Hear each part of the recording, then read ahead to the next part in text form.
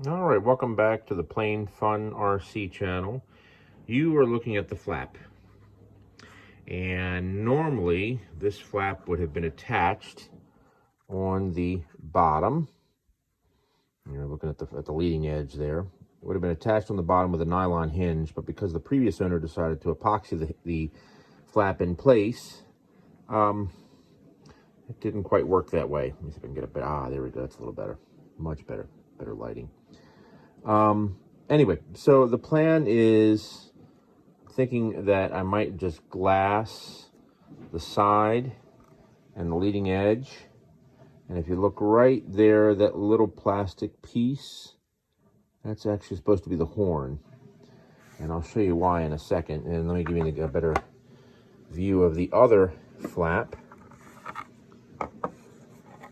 You can see here how there's the horn right there, the control horn. And you can see, let me turn it a little bit. There we go, that's better. You can see all the epoxy that wound up on the horn itself. So, we're gonna have to go through and do something here because that can't be left like that. It's a very dense foam that makes up the flap itself. So anyway, that is the plan for today. And to give you a perspective of what it will look like when it's done, let's take a look at the main fuselage here. Let me see if I can get a bit of a better view for you. There we go. So there is where the right flap would go. And like I said, normally there would have been a nylon hinge right in here. But because I had to cut the top and cut the bottom to free it from the epoxy, it's a bit of a mess. So we're going to clean that up. Now, if you look, let me switch hands here. If you look right here, right there, that's the entrance. So you can zoom in a little bit better. There we go. That's where the push rod will come out of. Okay, and you can see here the covers, the servo covers. I'll open up this one for you. And there's our servo plate right in there. And you can probably, there's a better view on that one. There's our hole right there. Yep.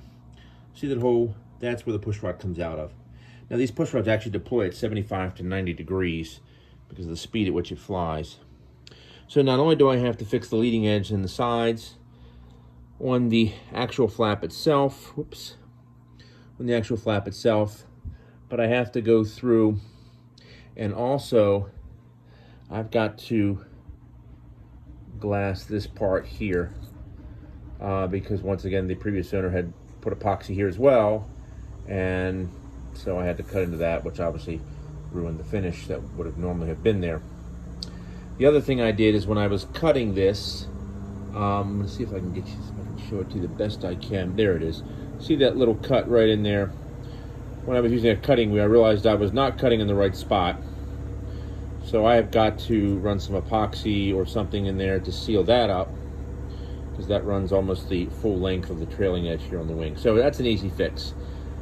I have some hinges in mind that we're going to use. And let me see if I can grab them. These are the hinges that we're going to wind up using for the flap. The smaller portion goes under the wing, the larger portion goes under the flap, and we're going to do about three per flap, okay?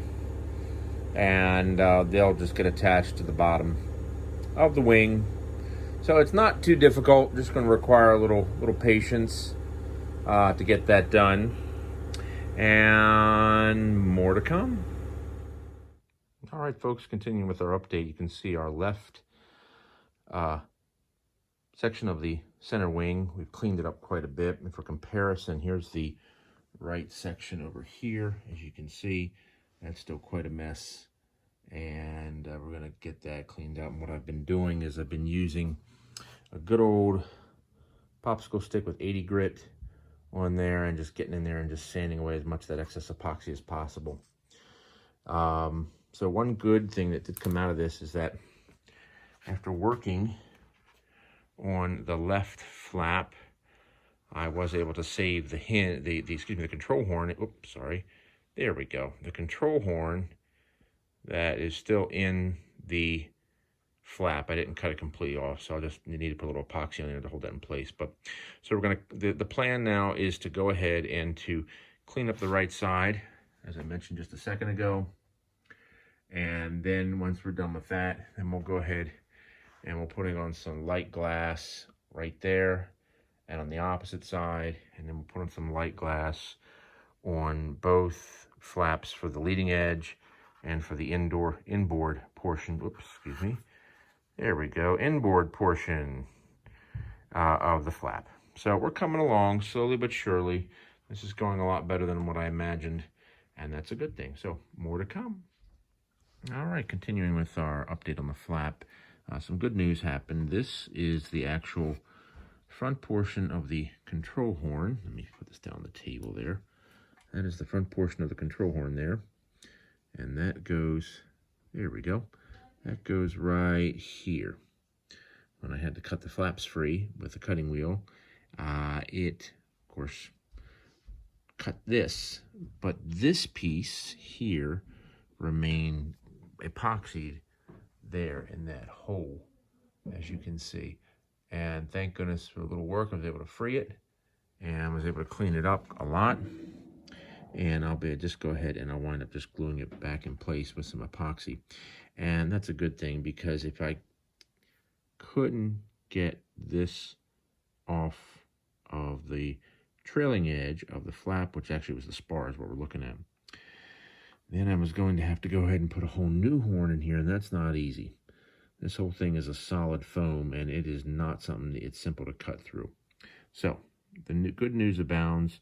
We'll get that glued on there, let that sit, and then we'll go back to here and finish cleaning this up. We've cleaned it up a little bit, but we'll get it nice and good so the trailing edge looks nice and clean.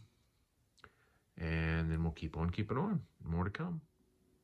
All right, folks, continuing on with our flap installation for the Air Sea Race Pond Racer. We've got our pieces of fiberglass cut. As a reminder, we're going to be fiberglassing the inboard end here and this end here as well. And once we have these glassed and set up, then we'll move on to the inboard section. You can see right there that needs to be glassed as well. So we're going to go ahead, we're going to use a little 3M77. I'll brush it on with a little brush right there on the open exposed areas here and here. That just, it's a very thin layer, just enough to hold the fiberglass in place. And then we're going to use the Loctite 120 to brush on. These epoxies are wonderful. These are from Loctite. You can get them off of Amazon. You'll need to get one of the guns here, and there also are some nozzles you have to purchase as well. Those nozzles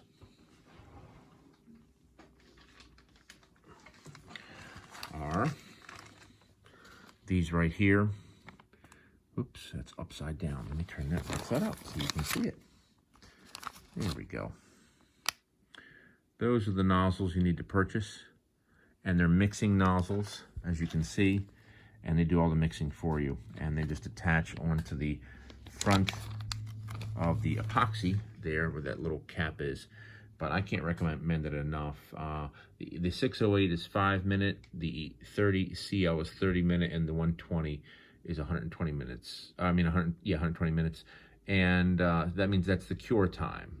So the 5 minute there, that will cure in about 5 to 6 minutes and fully harden in as little as 15, and then fully cure in 2 hours tops. That right there, the 30 CL will cure in about 30 minutes, and it can be handled in about 2 hours, fully cure. Now that, I gotta say, that stuff takes a little longer to cure. It says 24 hours, but I have found that in cooler environments, it'll take up to 48. And of course, the 120 actually does a pretty good job. It actually does a little bit better than the 30 minute. That does take 2 hours to cure. And you need a full 24 hours for that to harden. I will tell you, one of the neatest things about these epoxies, though, is you can use a heat gun to cure them. So even though the 30 minute may take 30 and the 120 may take 120 minutes with a heat gun, you can get them to cure in as little as 2 minutes. That's the amazing thing about it. The temperature needs to be 140 degrees though. Anyway, so we're going to use the 120 to do to brush it on. We won't need it to thin it out with any alcohol of any kind, because it's already really nicely thinned enough to where you can go ahead and you can just brush it right out of the tube. So we're going to use that as well. So that's the plan, and more updates to come. Thank you. All right, folks, continuing with our update here with regards to the flaps. I'm going to show you something here. So we have our flap here. Now this has the fiberglass on it. The epoxy has not been put on yet, but this is with the 3M spray adhesive. And you can see the difference. This also has a 3M spray adhesive as well. But what you do is that this is where the 3M spray adhesive comes in really handy. You spray it on, you put your fiberglass on, you trim it like you see here, and then it makes it much easier to put on the actual epoxy, because there aren't these little strings on the edges or anything of that nature, and it just makes it so much easier, and it gives a much cleaner finish. So we're going to let that sit for a little bit. We're going to continue with this over here, and we're going to let the 3M dry just a little bit, 3M spray adhesive, just enough to hold the fiberglass in place, and then we'll go ahead and we'll use the 120-minute fiberglass and start spreading that over. So more to come. All right, folks, and moving along with the flaps as well, you can see the 120-minute epoxy has been put in place, and we used a good old playing card to squeegee out the excess, and it has done just an absolute stellar job. And once again, this is the 120 minutes, so this is going to need a minimum of a good 24 hours to fully cure. So that large gap that was at the end of the flaps, if you remember, I was able to manipulate the fiberglass in such a way where it just makes this perfect corner, and which worked out great. This one's sagging just a little bit, not too much. You can see sagging just a little bit, but nothing to really worry about. But the glassing just could not have gone better. So those are going to sit for a while, and what we're going to do is, while all these pieces are drying, we're going to move on to the wings, and we're going to put the servo in there, and that'll give me a chance to show you that with these flaps, you don't have to do all this work for the kit once you get it. The flaps are already hinged. All you need to do is drop your servo in there, put your push rod on, and you're done. And that's it. The reason why we're doing all this, as I mentioned before, because I had to cut them to remove them because they were epoxy. But you have to go through all this, which obviously is completely unnecessary. But when I show you how the wing is hinged, it'll give you a better idea of how these flaps normally come hinged and ready to go. So, all right, more to come. Alrighty, continuing with our flaps, you can see here that we have our inboard portion along the fuselage, that the glass is in place. At first I thought I was going to have to put a piece of wood over top of that with that large gap, but once I laid in the piece of glass, fiberglass, it worked great.